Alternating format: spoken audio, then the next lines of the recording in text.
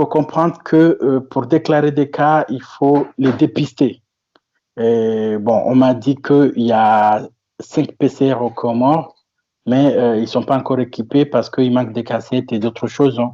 Un plateau technique derrière qui fera à ce qu'ils pourront dépister tout le monde. Là déjà, il faut arriver à ce dépistage pour comprendre qui est contaminé, qui n'est pas contaminé. Deuxième chose, ce sont des pistes, hein, parce qu'on ne sait pas, hein, il faut faire des études pour comprendre vraiment ce qui se passe. C'est que beaucoup sont les chercheurs et les savants qui disent que les médicaments antiparasitaires qu'on utilise pour lutter contre le paludisme, d'ailleurs, vous entendez tout le temps, sont les médicaments qu'on utilise en curatif pour lutter contre cette maladie. Ça donne des bons résultats comme ça ne donne pas des résultats. C'est pour ça que les gens meurent. Ces savants disent que ces médicaments antiparasitaires, quand on les utilise pour lutter contre le paludisme, ont un effet sur le nouveau coronavirus COVID-19. Nous savons très bien qu'au Comores, il y a eu un traitement de masse à base d'artémisia, qu'une grande partie de la population comorienne a eu à prendre ce traitement.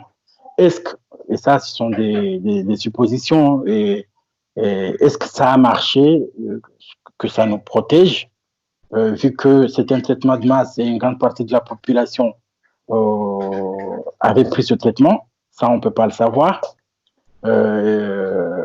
Mais on peut se poser cette question. Par contre, la question de la température, il faut oublier, parce que on voit très bien des pays comme les États-Unis, en Floride, il fait chaud. Des pays comme l'Équateur, la température moyenne annuelle est de 25 degrés. L'Équateur en souffre de cette maladie. Ils en meurent beaucoup, malheureusement. Et il y a Mayotte, qu'on a les mêmes conditions de vie, même population. Ils ont eu des cas importés. Le nombre de cas augmente.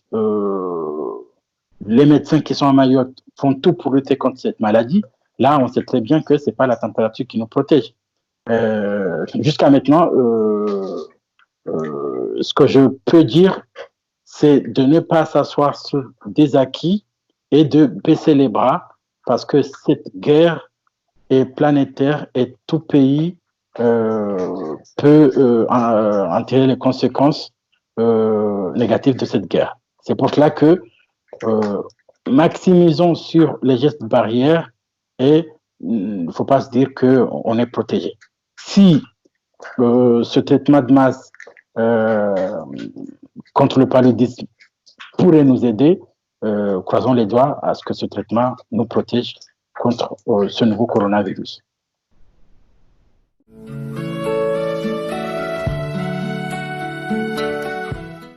Oui, de 2011 à 2012, j'ai été médecin au CMC, Centre médico-chirurgical de Mitsamiouli. Le système de santé aux Comores, bon, comme tout pays sous-développé, il y a beaucoup de choses à faire, c'est sûr et certain. Il n'y a pas de spécialistes, le plateau technique est défaillant, il n'y a pas un système de santé beaucoup plus global. La santé coûte cher, c'est pas comme en France, il n'y a pas un système de sécurité sociale. Bon, tout ça fait à ce que c'est beaucoup plus compliqué. Le système va mal. Là, tout le monde est d'accord. Par contre, il y a une chose qu'il faut comprendre, c'est que même en France, où il y a un système de santé beaucoup plus robuste, les épidémies et les pandémies comme ça, c'est très compliqué à gérer. Parce que comme je vous ai dit, c'est que toute épidémie égale nombre de personnes contaminées égale dépassement des urgences. Et là, la particularité de cette maladie, c'est que les gens qui sont fragiles, qui sont comorbides, qui ont d'autres maladies cardiovasculaires et autres, finissent en réanimation. Et là, la réanimation, c'est tout un plateau technique qu'il faut équiper. c'est des chambres.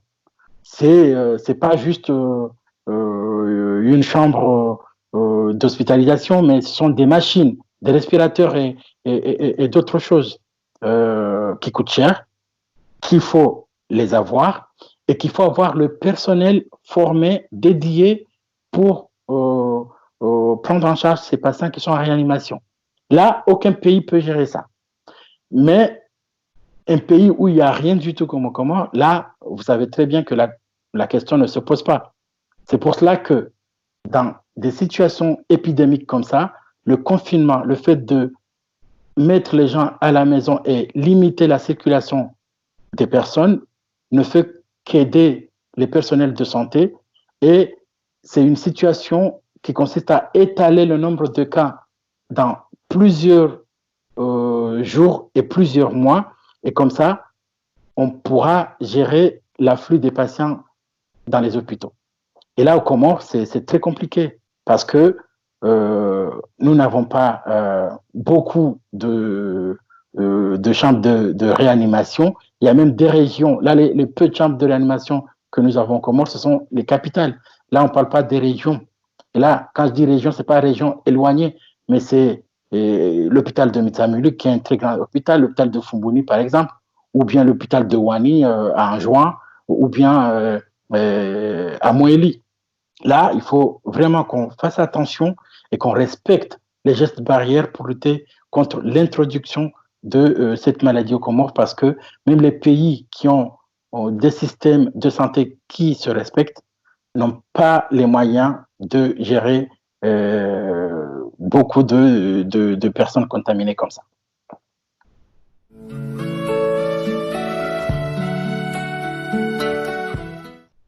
Bon, la politique de santé, à partir du moment qu'il n'y en a pas, c'est un peu compliqué parce que une politique de santé, c'est des moyens financiers, c'est euh, des programmes dans tout le système de santé de A à Z qu'il faudra respecter. Ça, il n'y en a pas. Bon, il y en a, mais c'est le travail qui ne se fait pas. Voilà. Deux, la formation, elle est beaucoup plus importante parce que justement, tous mes collègues qui sont aux Comores, voire même nous qui sommes ici, c'est que on a été formés, on est des médecins, mais à partir du moment qu'on ne respecte pas cette formation continue, voire même le coronavirus, tout le monde est formé comment s'habiller, par exemple, parce que c'est pas des choses qu'on faisait en routine avant l'arrivée du coronavirus.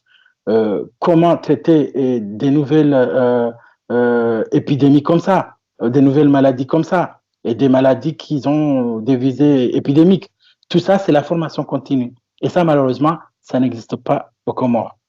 Et quand on répète tout le temps qu'il faudra que cette politique de santé maximise sur cette formation, qui maximise sur cette formation continue, c'est pour dire que c'est très important pour continuer à respecter cette force de la santé parce que les personnes qui soignent les gens sont beaucoup plus formées et sont beaucoup plus, c'est une sorte de mise à jour de ce qu'ils ont déjà appris dans les bancs des facultés de médecine. Et là, après, il y a ce plateau technique qui demande beaucoup d'argent parce que les spécialistes en administration hospitalière savent très bien que pour équiper un hôpital, il faut beaucoup, beaucoup d'argent. C'est pas seulement les murs, mais après, il y a les machines, après, il y a les réactifs, après, il y a les films en radiologie, il y a voilà. Tout ça, ça demande beaucoup d'argent et ça, malheureusement, les pays sous-développés n'ont pas ces moyens et c'est sûr et certain que devant des épidémies comme ça, aucun pays sous-développé n'est prêt pour gérer une telle vague d'épidémie.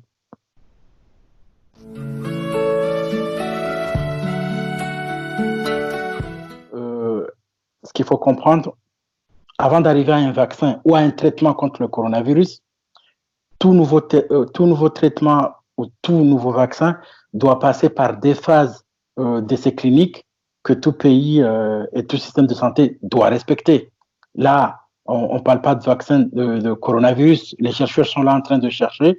Ils font les essais, en commençant par les essais au niveau des tubes, au niveau de l'animal, et puis première utilisation chez l'homme, et ainsi de suite, jusqu'à l'autorisation de mise sur le marché, voire même une autre phase qui est la phase pharmacovigilance, parce que vous entendez tout le temps qu'il y a des médicaments qui sont mis sur le marché et quelques années après, ils sont retirés du marché parce que on s'est rendu compte qu'ils sont à l'origine des cancers et d'autres maladies. C'est pour dire la difficulté pour mettre en place un médicament dans le marché. Là, on est à quelques mois du début du coronavirus. C'est sûr que la recherche ne pourra pas pondre un vaccin du jour au lendemain. Il y a encore du temps. Et puis, une petite parenthèse. On parle de vaccin, mais tout le monde est anti-vaccin. Je vous parle du vaccin de la grippe. La grippe en France, 10 000 morts par an. Contamination respiratoire comme ce coronavirus. Et ça tue les fragiles aussi. Et peu sont les gens qui acceptent de faire ce vaccin.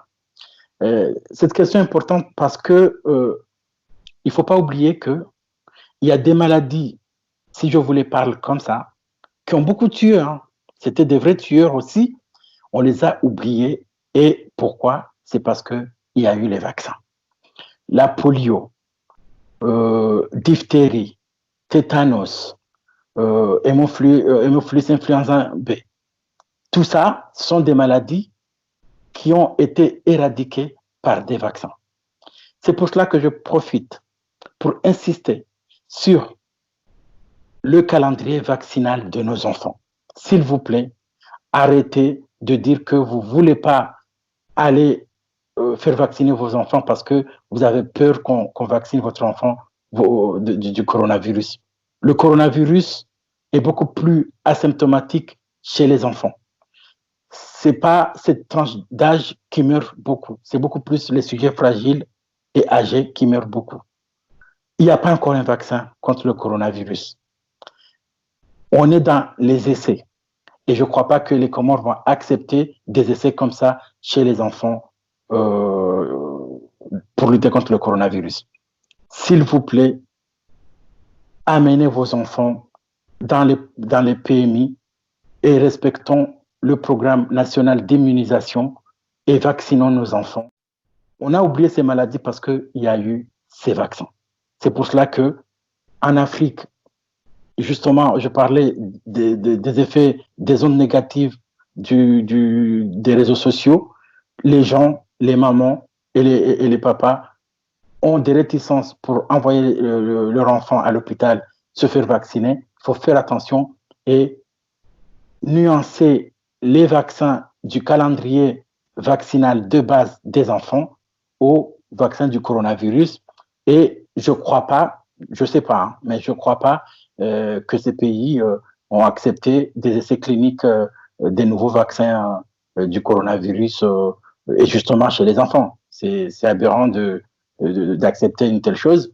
Et c'est pour cela que il faut faire attention, continuer à vacciner nos enfants contre l'hépatite B, des pathologies qui peuvent bousiller le foie.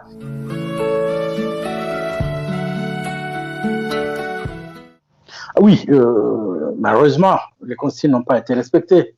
Parce que les consignes, c'est respecter un mètre une distance de sécurité, justement pour éviter la propagation de cette maladie. Il faut éviter les rassemblements. Ça n'a pas été respecté, malheureusement. Par contre, il faudra... c'est difficile, hein, parce que ce sont des mentalités à changer. Hein. Et ça ne tombe pas du ciel comme ça. C'est à la population de commencer à se préparer. Parce que là, l'épidémie, on peut dire qu'on n'est pas encore arrivé aux Comores et on l'espère. Mais après, en pleine épidémie, il faudra vraiment ne pas faire de bêtises si on ne veut pas tous les jours compter les morts. Et beaucoup. Parce qu'en France, on voit malheureusement les décès, il y en a beaucoup et partout dans le monde. Il faut respecter ces consignes de barrière et que quand on dit qu'on confine la population et quand on dit qu'on ferme les mosquées, quand on dit qu'on arrête les rassemblements, là, il ne faudra pas avoir des exceptions.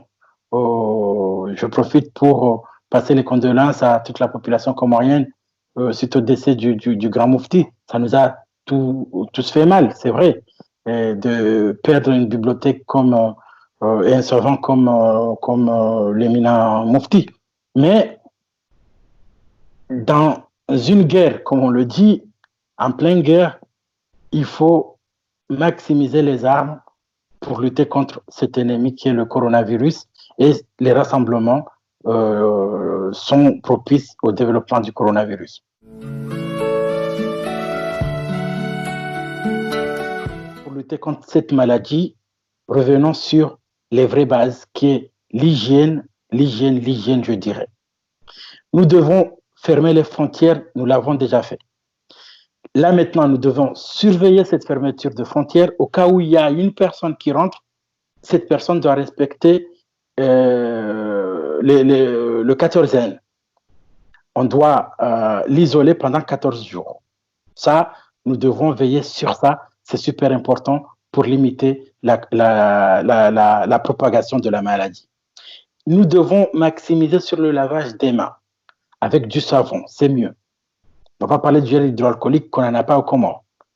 Essayons d'adapter ces mesures avec les populations. Il faudra laver les mains tout le temps avec du savon. Le gouvernement doit veiller sur ça. Nous devons respecter le 1 mètre de sécurité avec les personnes. Et là, ça veut dire 0 rassemblement. Je dis bien 0 rassemblement parce que ces rassemblements sont là pour faciliter l'introduction et la propagation du virus. Et puis aussi, il faudra, comme j'ai dit, profiter du fait qu'on est les derniers à ne pas avoir cette maladie. Regardez ce que les autres pays ont fait. Le Japon et la Corée du Sud ont fait une chose extraordinaire parce que naturellement, chez eux, ils portent des masques.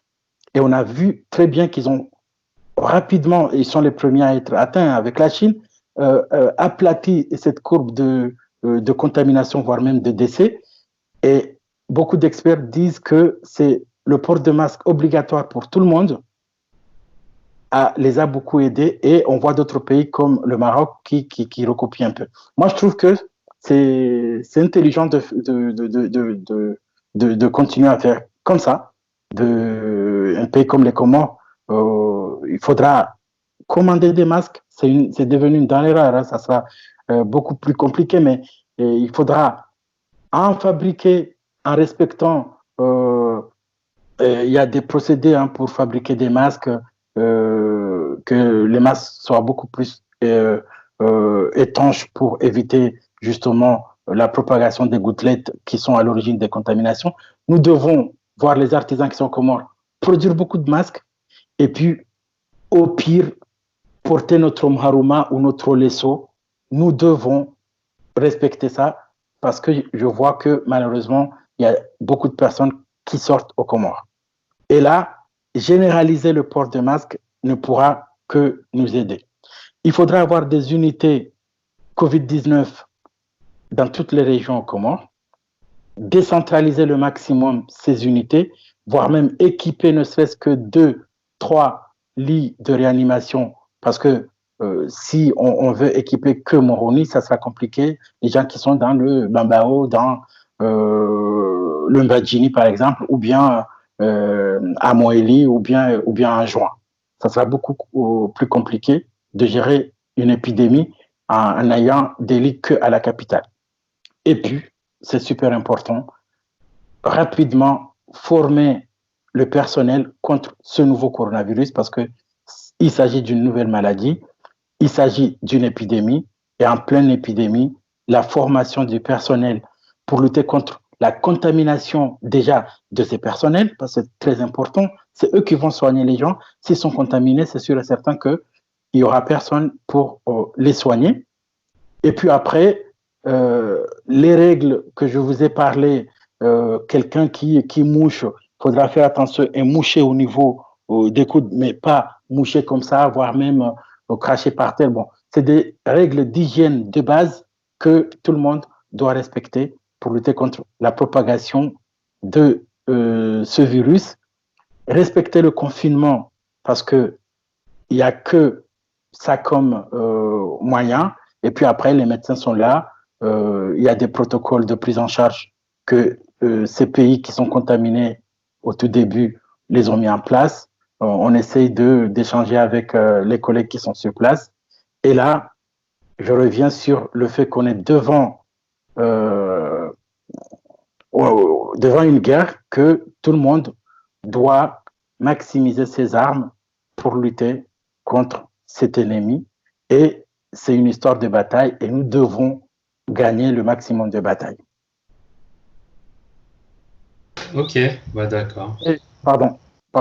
Oui, Et, oui. oui, je vais ajouter, et c'est sûr et certain que, comme on parle du gouvernement, veiller à ce qu'on respecte ces règles, c'est une des choses les plus compliquées et le gouvernement doit veiller à ce qu'on, toute la population, y compris et le gouvernement et le reste de la population, tout le monde doit, tout le monde doit respecter ces règles et ces mesures barrières pour lutter contre le coronavirus. Je tiens à vous remercier de me donner cette occasion de pouvoir parler de cette pandémie.